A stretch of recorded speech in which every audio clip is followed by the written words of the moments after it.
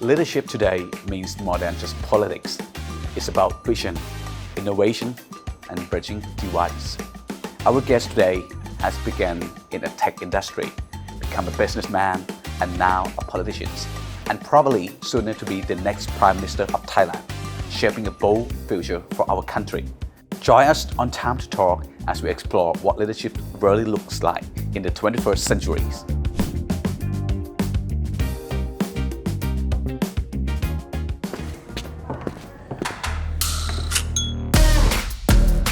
You are watching Time to Talk, the iconic status of opinion leaders, the convergence of local and global influencers. With me, that people. Okay, fellows, let's meet with the opposition leaders and the leader of the People Party, คุณ Teng Natthaphong เรืองปัญญาวุฒิสวัสดีครับ สวัสดีครับ Finally meeting you in person. Yes. You've been waiting for so long. Sorry for the postpone for many time because the current situation of Thailand right now. I understand. Because you've been busy with all the things happening to our country. But let's get back from the beginning. You dream of being an engineer, is that right?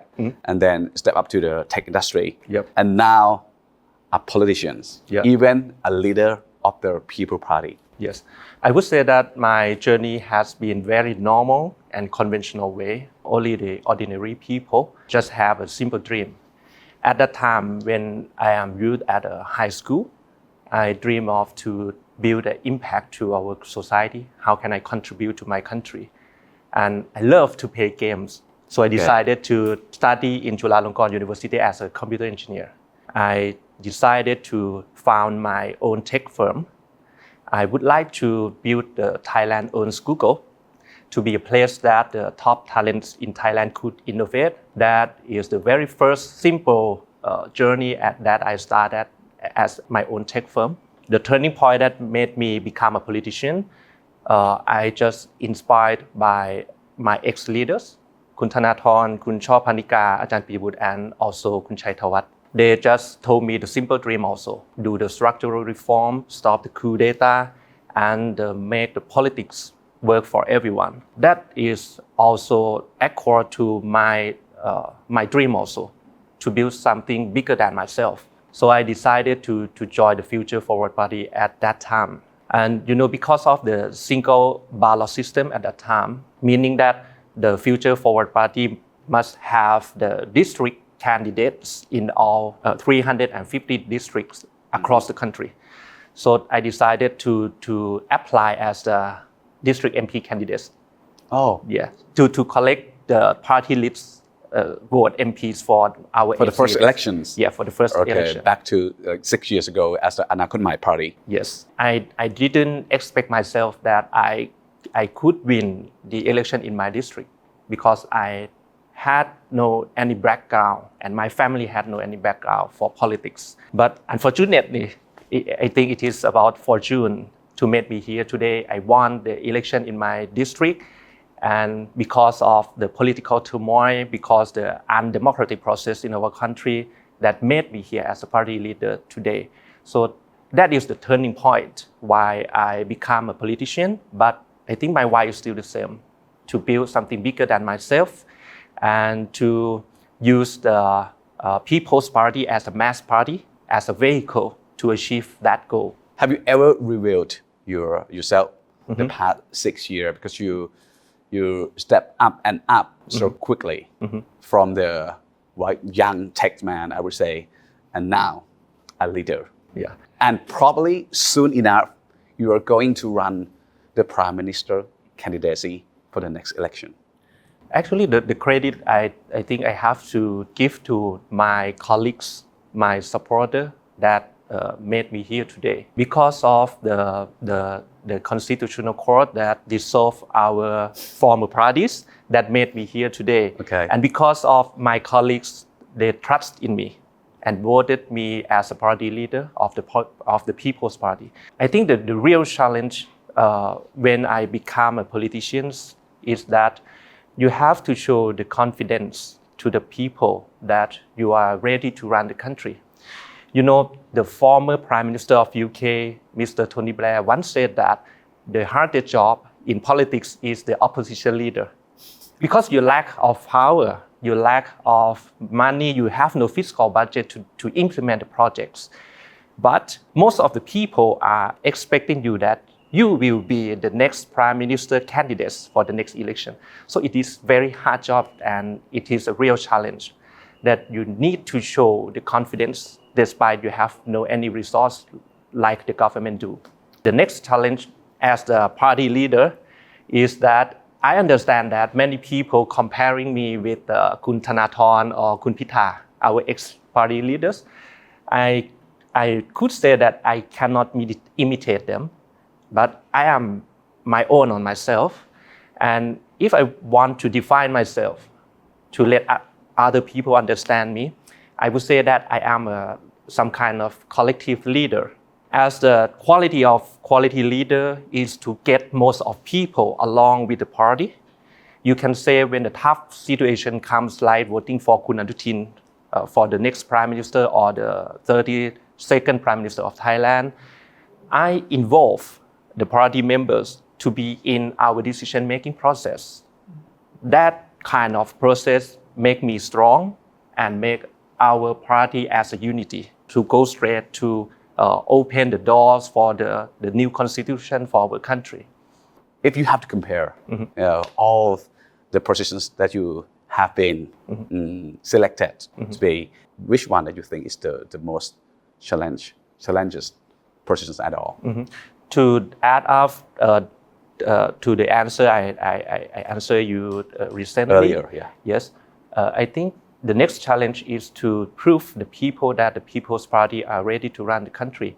We are going to show the best cabinet in Thailand history. I believe that the Thai people will have. We already prepare for this. And once when the election campaign comes in, we will open our faces in the next cabinet that we believe that it is the best cabinet we can have. Okay. Speaking of private sector, which you came from, okay, did you bring any special mindset or any visions from the private sector to these political worlds? I think from private sector to public sector, we need both shift and continuity in mindset. For the shift, in private sector, you must be focused on the efficiency, focus on results. You have to pivot quickly to tackle with the challenge, to the sudden change on the customer needs or on the sudden change on the markets. However, in public sector, the timeline is much more slower. You have to focus on the legitimacy to make all people in the process as much as people in process to make them accept your decision making. That is the shift of mindset between private sector and public sector. However, both private and in public sector also needs the continuity in mindset also. I think it must be trust. We want to restore the trust of people in our democratic process and our political system. So trust is the key that I think in public sector we need most today. Then how do we restore the trust? First, you need the transparency. Before you making the people trust you, you must let them to see you as you are. You can see that the People's Party decision-making process, we want to make our decision-making to be as much as transparent as we can. Show the MOA with Phumchai Thai Party, what is the condition that we sign agreement with the Phumchai Thai Party. And we involve people to participate with us to let them help us think what is the best way that the party or the country will go on. And second, you have to be accountable. When you do something wrong or when your own people do something wrong, there must be the punishment. We have to stop the culture that only good people will be the victim of our law system and the bad people never get punished. Okay. We have to stop that culture to make the politician being accountable to the people. But there's always a time that leaders must juggle with or the messy management, or the visions to implement, and also the communications, which is the hardest part. So how do you rebalance all those stuff to be a good leader? I think for these three roles about the vision, management, and communication, the key challenge is about alignment, not about to balance those roles. You must have a clear vision about how you will see your country in the next 5, 10, or 20 years in the future. And you have to communicate to your people or your colleagues clearly. You have a good communication. When you have a clear vision and good communication, I believe that the execution and good management will follow naturally. From now to the next 10 years. So what would you like the people to think of you if one day you step out of this political world? I would say I don't want people to remember me as the ex-party leader, ex-opposition leader, or even the prime minister. I hope so. I don't want the people to remember me at that way. I just want people to remember me that the ordinary people that want to change our country in a good way, and you can involve in politics. I want people to remember me as the one who helped create a good system in our country, because I believe that our country not only to depend on the good people, it must depend on the good system. If we have the good system and the good environment, I believe that the good environment will induce good people and capable people to work in the public sector. When you mention good system, can you define the good suitable system for Thailand? So what is it? The good system must be like the full democratic system in our country. We have to balance and redesign the independent bodies like the Constitutional Court. According to the previous serious situation in Thailand, the Constitutional Court has the power to oust our ex-prime minister based on their just like the ethics ground. The politicians come from the people and should be accountable or judged by the people, not by the few of people. Nine people. Yes.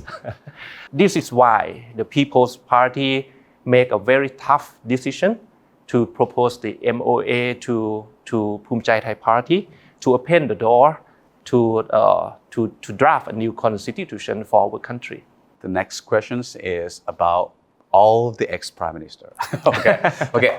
According to your experience, okay, and your personal perspective, what kind of national leaders or prime minister that we shall never see or expect again? Must be the one who want to cleanse his or her own power to protect the patronage. The people lose hope, lose faith in our political system, and it is very dangerous when the people lose hope in democratic process. They might turn to the authoritarian junta. So the key challenge is to show the people that the party that is want to promote the democratic process in country is the real deal for their better lives. No more who see the government as their own property, who want to cleanse the power, who want to benefit their own group of people, not for the people. Let's manifest. If you were a prime minister today, if they selected you, what would you do at the first thing? We have to make the people trust in your management.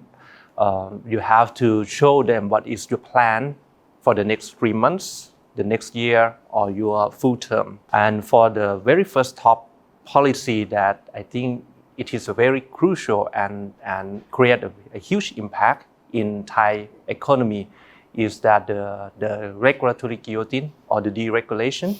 We have the bunch of laws or the deregulation policy in our pocket ready to pass in the parliament for the very first term when we become the government.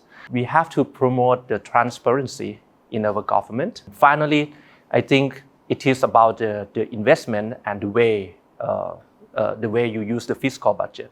I see many ways in our budget allocation that is not being responsive to people's needs. I think it is the top three most important thing that we are going to do when we become the government. Okay, I thought you were going to say, I'm going to say thank you to many people. But I think that the answer that you just said is manageable. Some other countries around us, they have gone so far for such policy, and it might be too late for us to gain the benefits from those big amount of money. What do we do? For now, when I look into the tourism budget, the government just like to spend the money to stipulate the demand. Our natural resources is decaying because of the higher demand. Instead of just to do the entertainment complex in the sake of to promote for the tourism or to induce the new money to the country, I think we should invest the money into our tourism capital to make the tourists feel more safe when being in Thailand, to make our country more attractive to the other market. Speaking of rural areas and other digital tools, they are kind of not aligning right now. They have limited access to all those digital tools. How do we closing the gap? First of all, you have to invest in the good infrastructure, to fast and affordable internet. The marginal people cannot access to the fast enough internet. Second is about to reskill and upskill the people, to let them being capable enough and to be ready for the digital tool. The last system from the government to empower them and to let them doing the digital transformation for their businesses.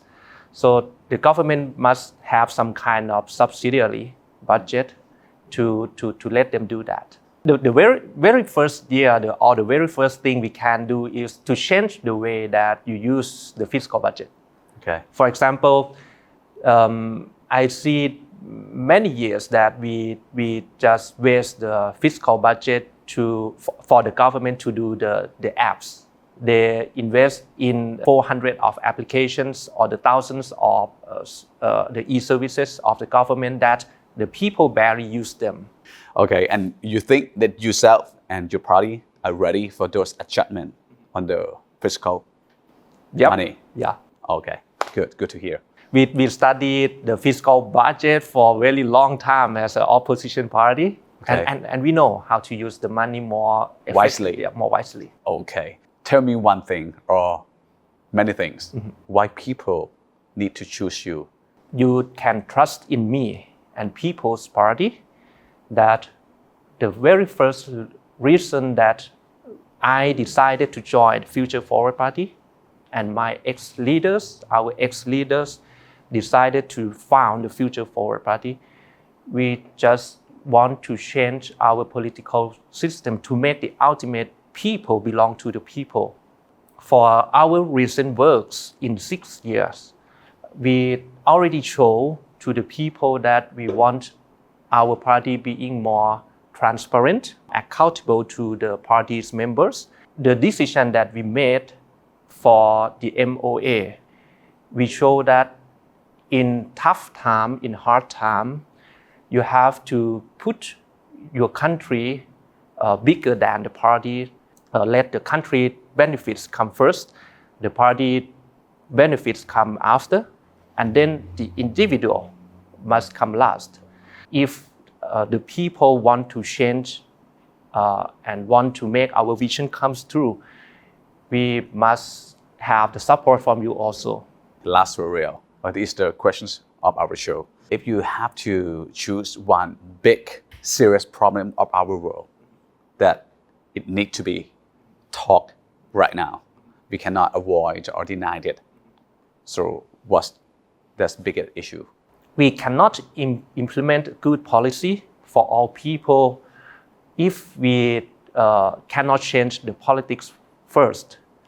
So this is why I think the very important issue right now is about to amend or to draft a new constitution that belongs to people and make the independent bodies and political system works for the people and accountable to the people. Okay. Anything else that you would like to say to the audience? I would like to say that don't trust in myself or the People's Party just only because the word we say. I want all the people see what we do in the past and in the future, and I want you to trust on our actions. Okay, that's good answer. Thank you so much. I've been enjoying talking to you this day, and I love that I can learn a lot from you, the young leader. ขอบคุณครับ ขอบคุณมากครับ Pleasure. ครับ Okay.